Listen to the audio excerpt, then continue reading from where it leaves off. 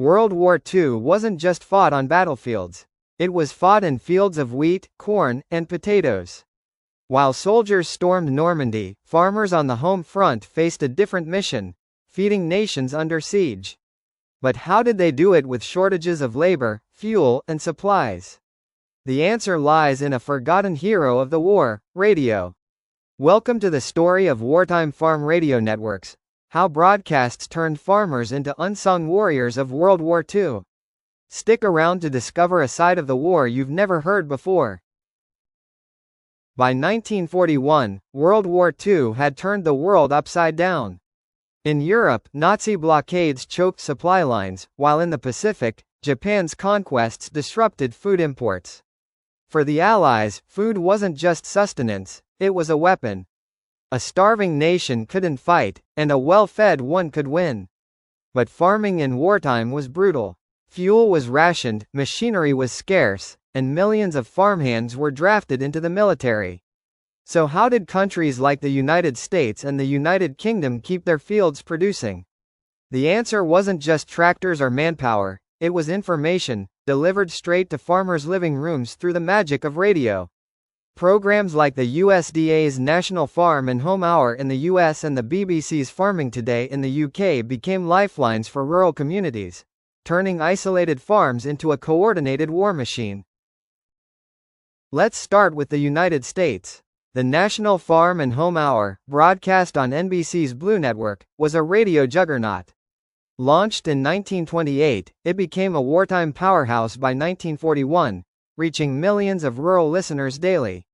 Picture this: a farmer in Iowa, tuning in at noon, hearing updates on crop quotas, fertilizer rationing, and new planting techniques. The USDA used the program to push victory gardens, urging every household to grow food. By 1943, over 20 million victory gardens produced 40% of America's vegetables. The show didn't just inform, it inspired. It featured real farmers sharing tips, scientists explaining soil conservation, and even patriotic songs to boost morale. It was like a wartime TED Talk for agriculture, making farmers feel like they were fighting Hitler with every harvest. Across the Atlantic, the United Kingdom faced even tougher challenges. With U-boats sinking food shipments, Britain had to grow more at home. The BBC's Farming Today became the voice of survival. Launched during the war, it guided farmers through labor shortages and petrol rationing. Women, teenagers, and even prisoners of war were recruited to work the fields, and Farming Today told them how. It promoted the "Dig for Victory" campaign, encouraging everyone to turn backyards into farms. By 1944, Britain's home gardens produced over 1 million tons of food annually. The program also taught farmers to use new methods, like crop rotation, to stretch limited resources. Radio didn't just deliver instructions, it built a sense of unity, reminding farmers they were as vital as soldiers. One broadcaster called them the Army of the Soil. These radio programs weren't just about farming tips, they were propaganda masterpieces. In the US, the National Farm and Home Hour mixed practical advice with patriotic pep talks, framing farmers as heroes.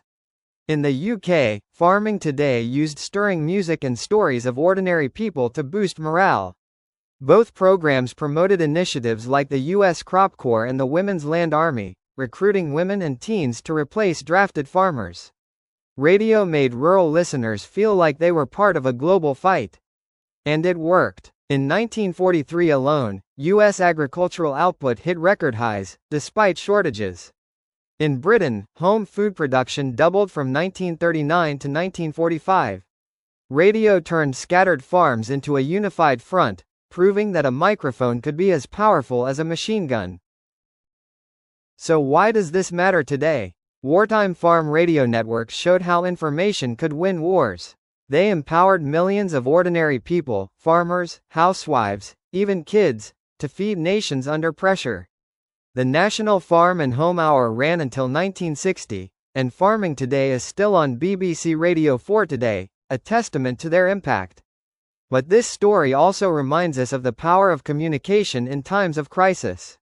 Whether it's a radio in 1942 or a smartphone in 2025, Connecting people with the right information can change history. Next time you think of World War II, don't just picture tanks and planes.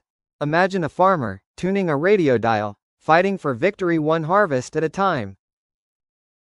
That's the hidden story of wartime farm radio networks, a chapter of World War II you won't find in most history books.